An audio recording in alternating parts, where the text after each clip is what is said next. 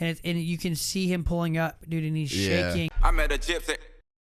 No, it was the circumstances of events were bad for like that, like the political side of our sport, and it kind of makes our sport look like cowboys a little bit. Fucking oath, dude. It looks, and then we, if you're Mitch Payton, you want Cameron McAdoo to do everything he's done thus far to like, dude, old school Mitch is like, I don't care if you got 4 fingers, you can still hold on, right? Yeah.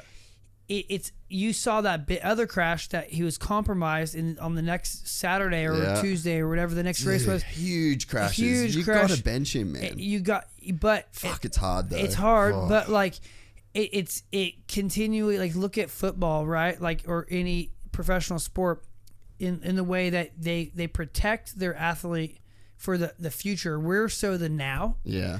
And they also, because there's no second chances. No. And I mean, maybe this is just, again, me talking out my ass, but maybe we've got to look at a system where, like, you drop a race at the end of every season, like coming into the last round. So let's say we've got 1 round to go, right? At the last season, at the race before the season, what am I trying to say?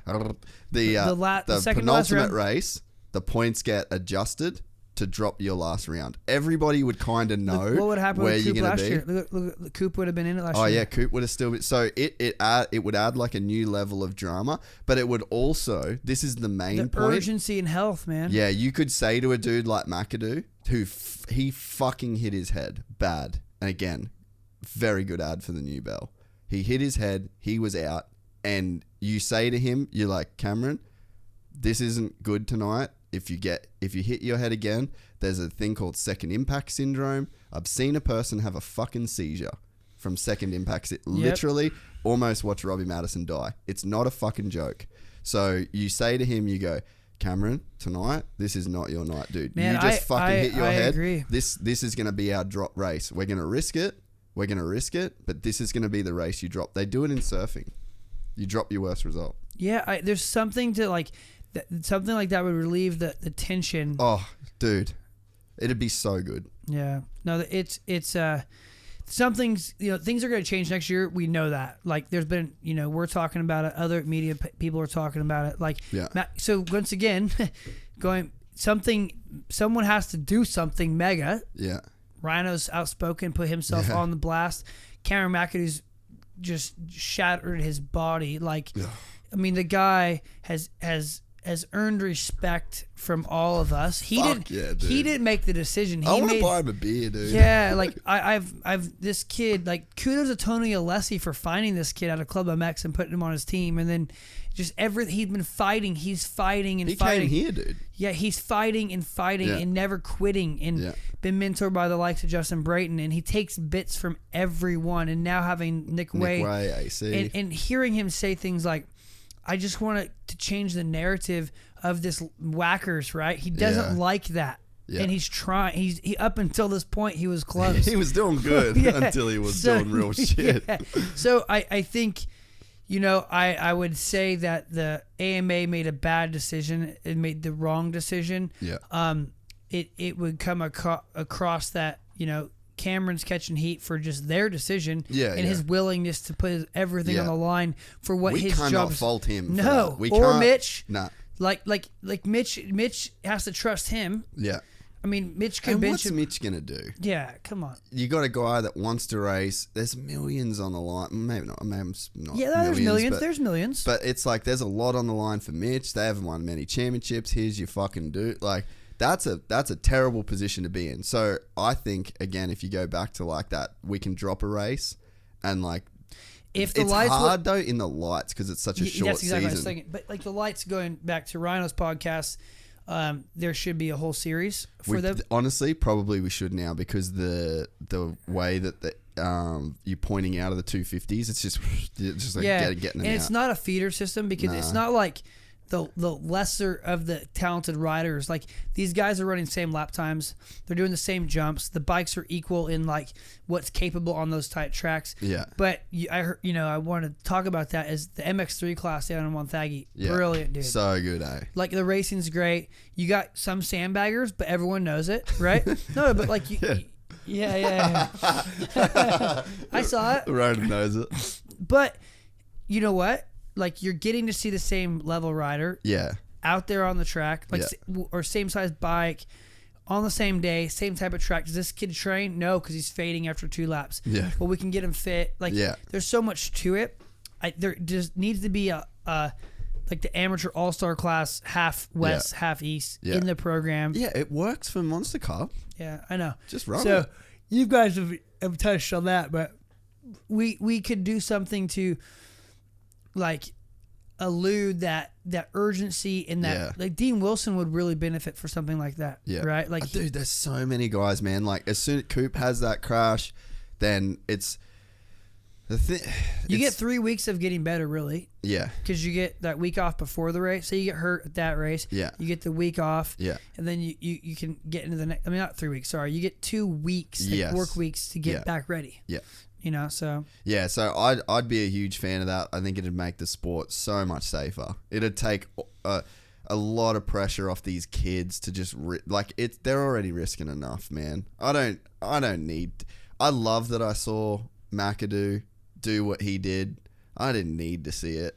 Like, I would have rathered over and over. I would have rathered him get fucking benched for that night, not completely ruin his championship, and give him an opportunity to put his health first. He wasn't right. What he did, though, was incredible. And I will not take that away. I saw when he came off and was talking to Nick. Yeah. Like the shake. Yeah. Like dude, like he was like the what his body was, what his mind was willing to do to get over that. Yeah. Was kind of special. Next level. Yeah. It was special. Next level. Like him looking at Nick and like if you guys go back to, I think it's on Cameron's page or someone where they're talking to Nick, where Nick's talking to him and he's like, it's actually on Supercross Live. Oh, cool. Supercross Live, and you can see him pulling up, dude, and he's shaking, and it's way back in the archives, I think, obviously from Daytona, or was it Atlanta? Atlanta one, I think. Yeah, he just the shake, man. Wait, go up for a sec. Sorry, dude. So that's the photo. Blair and RC, bro. Oh my gosh, dude. Is that World Mini? Looks like it, actually. Yep, it's World Mini, dude. Yep. How fucking amazing. That is great. Absolutely, yeah. Anyway. He's coming back because they wouldn't be putting in that on blast. Like, how's the duct tape around RC's? Is that duct tape around RC's boot? That's so good. Yeah, try to find that for us, Ryan, so McAdoo bit. But yeah, I mean, I personally love the hero ride that he gave us. I wish we didn't have to see it. Because now kids, like the back end kids are thinking like, well, that's I have what you gotta do. That's what you got to do. That's what everyone wants to see. No, we gotta, and then like, so go up, Ryan. Sorry, McAdoo crash, go maybe down a little. Yeah. Then he has this thing. When you have this thing as well, his body's so compromised. Yeah, like here, he just couldn't hang on. He just folds, man. Yeah, he folds on the lip. Watch this, and he just bang. It's just like he barely cases that. Yeah, there's nothing there. Oh, dude. Could have been so much worse. Oh, bro, that is a terrible. Oh my god. And it hits his head again. Another ad for the fucking bell. Like, man, at this point, we've just got to be like, fuck, dude. Like, you've got a long career. And no fault to him. Yeah. Like, no, he's doing what he thinks the industry's put this precedent that you have to be a warrior. Yeah. Well, it's just the points. If you can't drop a race, oh god, you cannot drop a race, and so that like you shouldn't be taking multiple hits like that, bro. Back to back to back, like bad. Back up. I think it was back up. It was. Oh no, you're dude. Look at right there. See him talking to Nick. Yeah. Look at his eyes and look at his hands, and he's like, yeah, he's fucked up, man. Like, dude, he's what he's willed his body to do. Oh man, like, is unbelievable, man. Like, is actually that's a special human being, dude. Yeah. Oh, I 100% agree, and yeah, that's definitely like 100% take that on board. But then 100% we shouldn't have to see it. That's like putting a MMA or a boxer out, and he's just well, that's Rocky. You know, that's Rocky. He gets knocked down, and then he comes back and he does he gets the win, and then he is Rocky. But it's just like so bad, dude, to see fucking, and also just to. He's out right there. Yeah. That's out. Like 100%. when your arm, he's at rigor mortis. That's out, bro. He's not preparing himself for impact. No, and look at his knee break. Go back. This is dog move right now. But see, he's like fucking knee braces, like kind of legend on his bar there. Oh, he's doing a cliffhanger. Yeah, with his knee brace, just to be that fucking guy. I can't help myself. But yeah, I mean, like, there's not a lot of consciousness at this point, I don't think. Dude. But yeah, so I mean, that's my fix. Like, I always like to say what I think is wrong, but I also always like to give an opinion of how it could be solved. Yep. That's my solution. Drop a race. You can drop your worst result, and then, hey, guys, if you're fucked up, you don't have to go back out there. We can regroup. You can drop this race. I like it, good. Man. Like, if we can keep these riders, like, at their best, they're not. I mean, you know, Barsha's beat up. Like, these guys, half of them don't even know. Like, you know, Hunter. Well, sorry to cut you off, but before I forget, so you know how you said Eli was out of the title? You get to a point. You know when that point was? No. The point where Eli Tomac was out of this championship. When you got Barsha and Freeze. Wasn't his problem. Drop that race, boy. You back in this bitch. Right there. Mm-hmm. He put it on 98% after that. Well, he was fucked with points. Yeah. You ain't catching coup. He's like, well, it's over, dude. So what's good is what am I going to do better than last year? I lost the number one plate. Yeah. So why am I risking my life? Yeah. When we say this, though, too, risking our lives, and the level of riders like Martin Davalos retired, and you know he said he wasn't willing to risk it anymore because the speeds are too high.